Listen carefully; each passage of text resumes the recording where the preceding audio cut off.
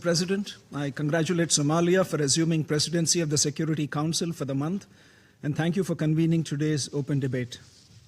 The theme of today's debate bears immense significance in the current context and the ongoing geopolitical developments. The rule of law is at the very heart of the core mandate of the United Nations Security Council, maintenance of international peace and security. It's critical to addressing conflicts and fostering trust among member states. The multilateralism of universal membership with the United Nations at its core is under strain. The challenges facing this organization go far beyond the budgetary realm. Paralysis, a lack of effectiveness in tackling conflicts remain a significant shortcoming. People around the world do not perceive the United Nations as an organization that delivers on international peace and security. Conversations and discussions have moved on to parallel plurilateral frameworks, some even involving private sector actors, to bring about outcomes on peace and security outside the United Nations framework. Today's debate provides a timely opportunity to reflect upon some of these challenges, identify the causative factors, and explore the means to reinvigorate peace, justice, and multilateralism. At the outset, I'd like to highlight that India upholds the rule of law as a cornerstone of its national governance, enshrined in its constitution and reinforced through the independence of its judiciary and initiatives that expand access to justice.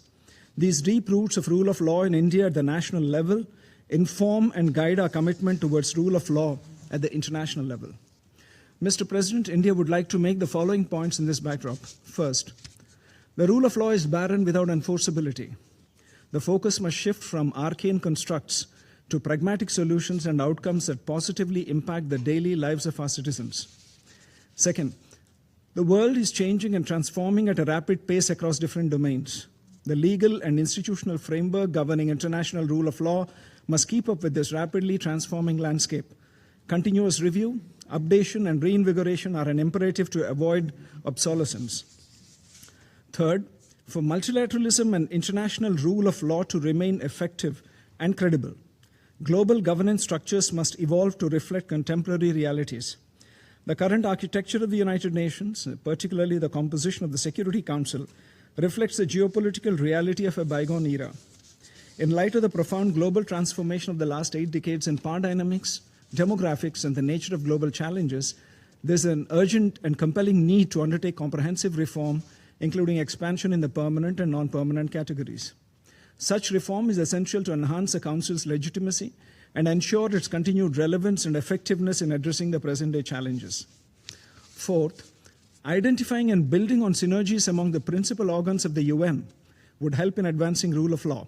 This could result in greater alignment between mandates, avoiding duplication, leading to enhanced impact. Process-oriented reforms are instrumental for achieving these ends. Predictable and adequate resource provision, capacity building, and technical assistance tailored to local contexts are key elements of these reforms. Fifth, international rule of law should not be weaponized to question state sovereignty and interfere in internal affairs of states. International law principles from the colonial era that helped in self-determination and emergence of new member states from colonial rule should not be weaponized to attack the unity and territorial integrity of states. Contexts and situations are ever-changing, and if multilateralism treats outcomes and solutions as immutable and cast in stone and unable to pragmatically adapt to change, it would be an impetus for alternate formats of engagement to emerge. Finally, the application of international rule of law calls for consistency, objectivity, and predictability with no double standards. Mr. President, I now respond to the comments of the representative of Pakistan, an elected member of the Security Council, which has a single-point agenda to harm my country and my people. He has advanced a false and self-serving account of Operation Sindoor in May last year. The facts on this matter are clear. Pakistan-sponsored terrorists killed 26 innocent civilians in a brutal attack in Pahalgam in April 2025. This august body itself called for holding the perpetrators, organizers, financiers, and sponsors of this reprehensible act of terrorism accountable and brought to justice. That is exactly what we did. India's actions were measured, non-escalatory, and responsible, and focused on dismantling the terrorist infrastructure and disabling terrorists. Till 9th of May, Pakistan was threatening more attacks on India. But on the 10th of May, the Pakistani military called our military directly and pleaded for a cessation to the fighting.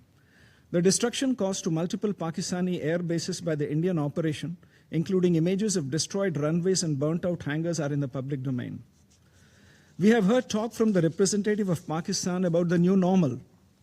Let me reiterate again that terrorism can never be normalized as Pakistan wishes to do. It is not normal to tolerate Pakistan's continued use of terrorism as an instrument of state policy. This hallowed chamber cannot become a forum for Pakistan to legitimize terrorism. We will do whatever required to protect and ensure the safety and security of our citizens. Furthermore, Pakistan has no locus standi to comment on matters that are internal to India. The Union Territory of Jammu and Kashmir has been, is, and will always remain an integral and inalienable part of India. India had entered into the Indus Waters Treaty 65 years ago in good faith, in a spirit of goodwill and friendship. Throughout the 6.5 decades, Pakistan has violated the spirit of the treaty by inflicting 3 wars and thousands of terror attacks on India. Thousands of Indian lives have been lost in Pakistan-sponsored terror attacks. India was compelled to finally announce that the treaty will be held in abeyance until Pakistan, a global epicenter of terror, credibly and irrevocably ends its support for cross-border and all other forms of terrorism. Pakistan is well advised to introspect about the rule of law. It could start by asking itself how it has let its armed forces engineer a constitutional coup through the 27th Amendment and giving lifetime immunity to its Chief of Defense Forces. In conclusion, India would like to reiterate that strengthening the international rule of law framework and reforming multilateralism are a strategic necessity for the United Nations to effectively discharge its responsibilities with regard to maintenance of international peace and security. I thank you, Mr. President.